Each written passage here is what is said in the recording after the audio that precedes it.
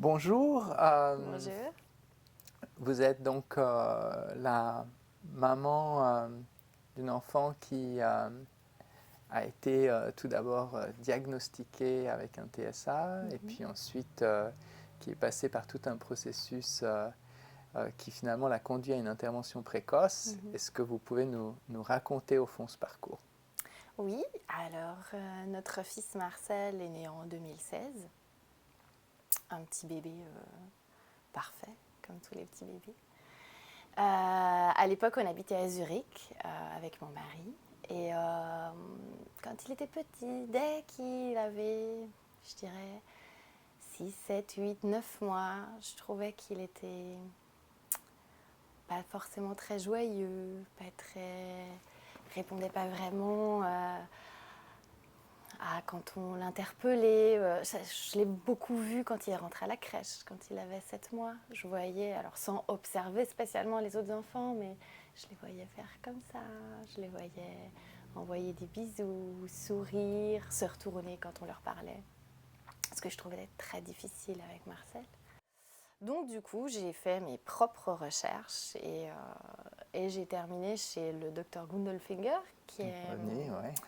qui est, qui est la personne référence de l'autisme à Zurich. Mon fils avait 13-14 mois.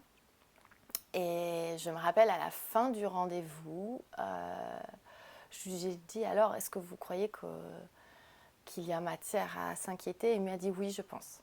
Ça a pris une forme de réalité, une Ouais, forme de exactement. confirmation. Exactement. Alors moi, j'étais pas vraiment surprise.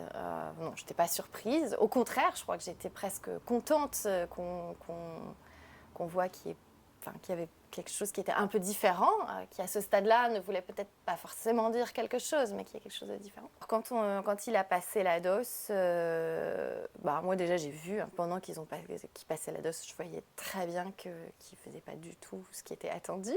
Et une semaine après, ils nous ont convoqués pour les résultats et voilà, c'était vraiment sans appel. Il est clairement dans les critères diagnostiques. Mais malheureusement, on n'a pas grand-chose à lui proposer. Il avait 19 mois à cette époque-là. On n'a jamais eu, elle nous a dit, je pense que c'est la première fois en Suisse qu'il y a un enfant qui est diagnostiqué à cet âge-là. On n'a pas d'outils pour lui, mais il faut faire quelque chose. Donc là, on était un peu au fond du gouffre. D'un côté, moi, j'étais soulagée qu'on ait D'avoir un point. enfin ce diagnostic. Exactement, d'avoir un point de départ, de savoir qu'il fallait faire quelque chose. Donc j'étais vraiment soulagée. Mon mari, par contre, il était effondré. Il a vraiment réalisé à ce moment-là qu'il y avait un parcours particulier, long, et surtout qu'on ne savait pas à quoi ça menait.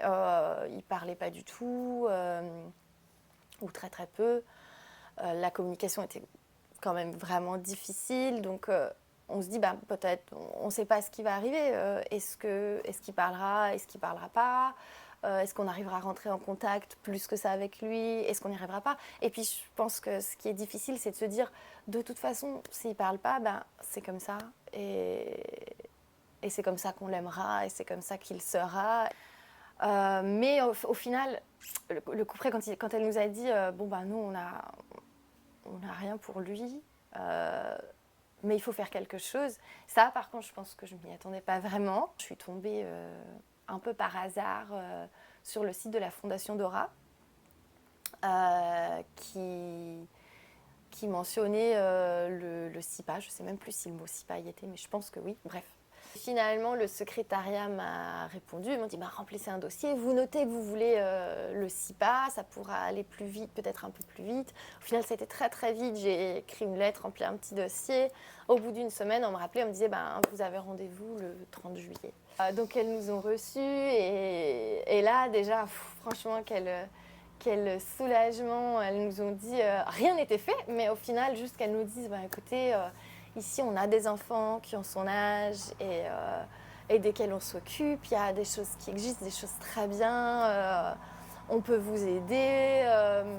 Donc, il y a la structure du SIPA. Si jamais le SIPA ne peut pas l'accueillir, on trouvera autre chose. Enfin, déjà, quand ils nous ont dit ça, mais vraiment, on est ressortis de là, on était contents. Vraiment. Ouais, transformé. On s'est dit qu'il y avait quelque chose pour lui qui était adapté. Donc du coup là, plus d'hésitation. En fait, on a décidé de déménager.